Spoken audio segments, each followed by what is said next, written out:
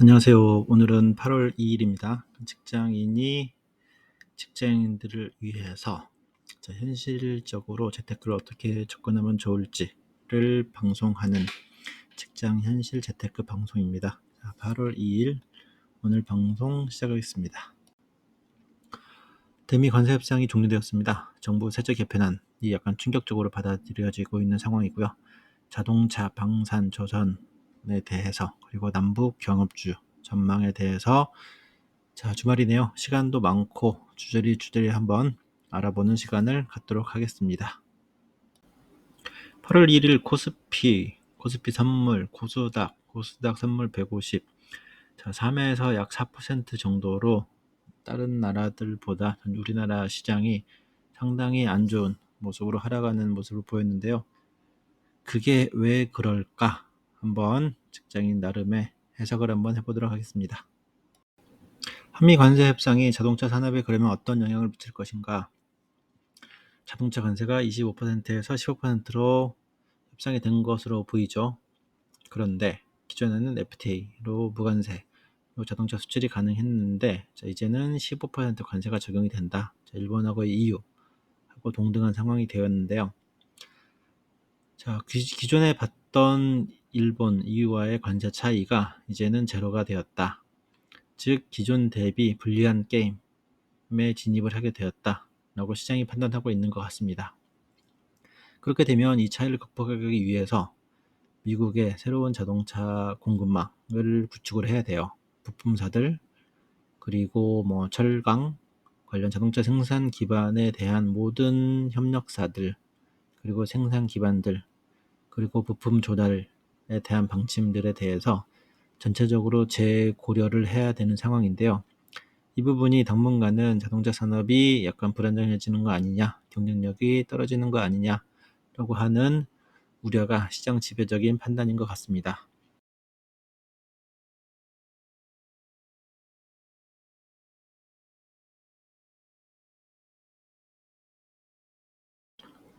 그러나 제 생각은 좀 다릅니다. 이번에 미국이 자동차 관세, 유럽, 한국, 일본 자동차 관세를 높이게 된 결정적인 이유가 무엇일까를 곰곰이 생각해 볼 필요가 있는데요. 그 부분은 미국은 자동차 산업을 가지고 있습니다. 포드, GM, 테슬라, 큰 회사들이 있죠. 그 회사들의 경쟁력이 어느 정도 수준일까 고민해 보면 상당히 떨어져 있기 때문에 그 회사들의 가격 경쟁력을 확보하기 위해서 이번에 관세를 도입한 상황이다라고 보고 있고요. 그러면 유럽, 일본, 한국 대비해서 미국의 자동차 산업 경쟁력이 약화된 이유가 무엇이냐? 근본적인 이유를 봐야 될 것 같아요. 그 부분이 가격 경쟁력 때문인 것이냐, 아니면 다른 요인들이 있는 것이냐? 저는 다른 이유가 있다고 봐요. 자동차 산업이 성장하려면 자동차는 끝없는 평가, 검증의 반복으로 이루어지는 거대한 기계 장치, 그리고 소프트웨어 장치 산업입니다. 그런 일들을 잘 하려면 엄청나게 많은 인력들이 각각의 분야에서 최대한의 집중력을 가지고 반복적인 업무를 수행을 하면서 최대한의 성능을 만들어 오는 작업을 차량 개발 단계에서부터 끊임없이 반복을 해줘야 되는데 미국인들의 성향은 거기에 맞지 않는다라고 저는 단언을 하고 싶습니다. 그 배경 중에 하나는 제가 자동차 산업 분야에 약 15년 정도 근무를 해봤고요. 거기에 가장 최적화된 사람들의 업무 성향은 한국과 일본이 맞다라고 과감하게 단언을 하고 싶습니다.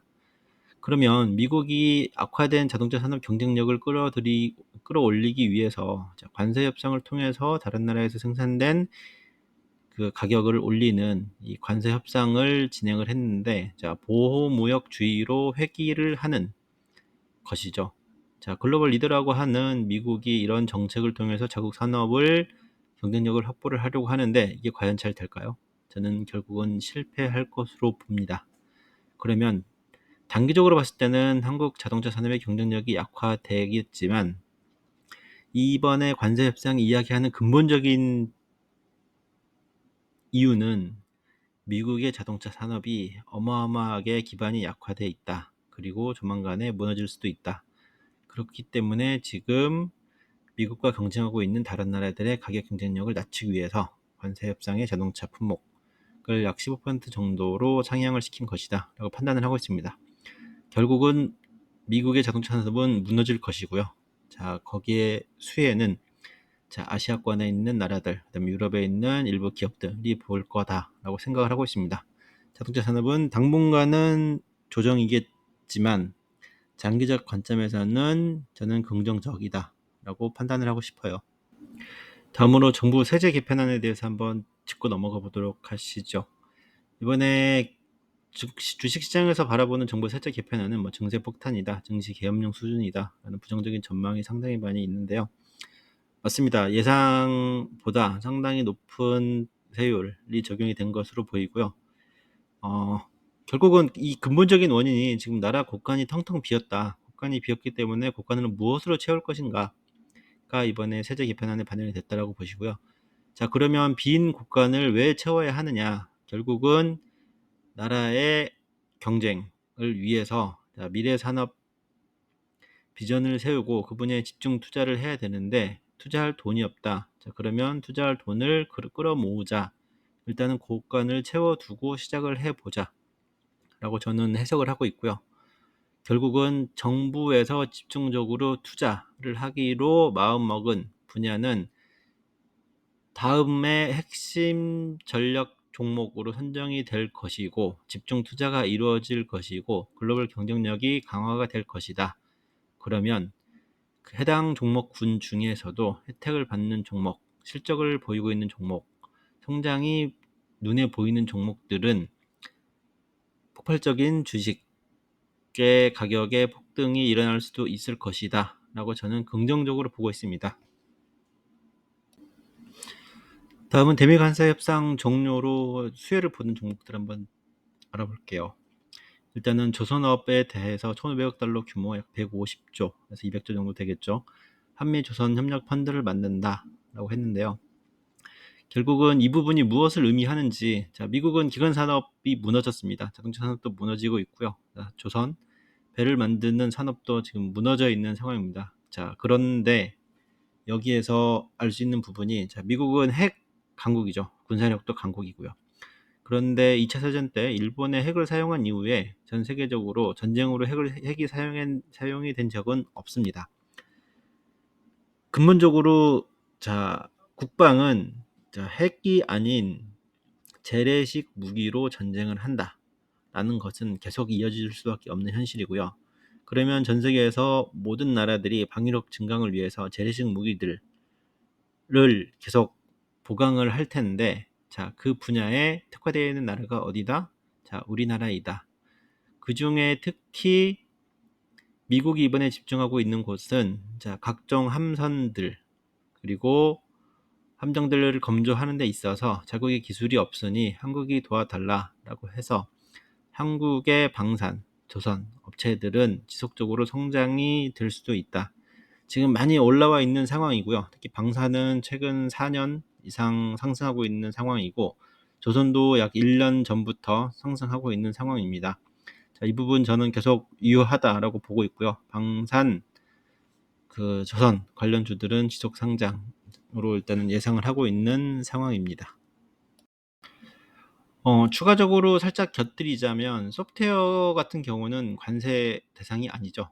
소프트웨어는 물건을 만들어서 납품하는 게 아니고 하드웨어에 실려서 납품이 되거나 아니면 온에어, 통신망을 통해서 쏴짐으로 인해서 수익을 내는 구조로 되어 있기 때문에 소프트웨어 관련 기업들은 관세 협상 대상이 아니었다. 관세를 안 낸다.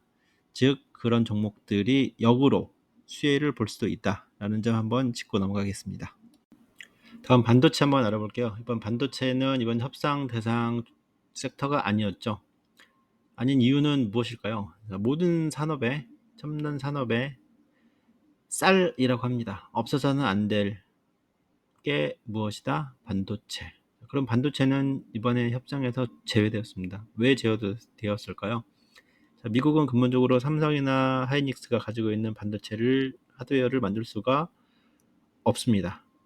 이거를 관세를 매기던 않던 자국 산업의 경쟁력에 영향이 없습니다. 역으로 이 반도체들이 필요한 산업군에 관세를 매겨버리게 되면 가격이 올라감으로 인해서 자국 기업들의 경쟁력이 역으로 더 악화될 수 있다. 그렇기 때문에 반도체는 관세 협상에서 제외가 되었다라고 판단하고 있습니다.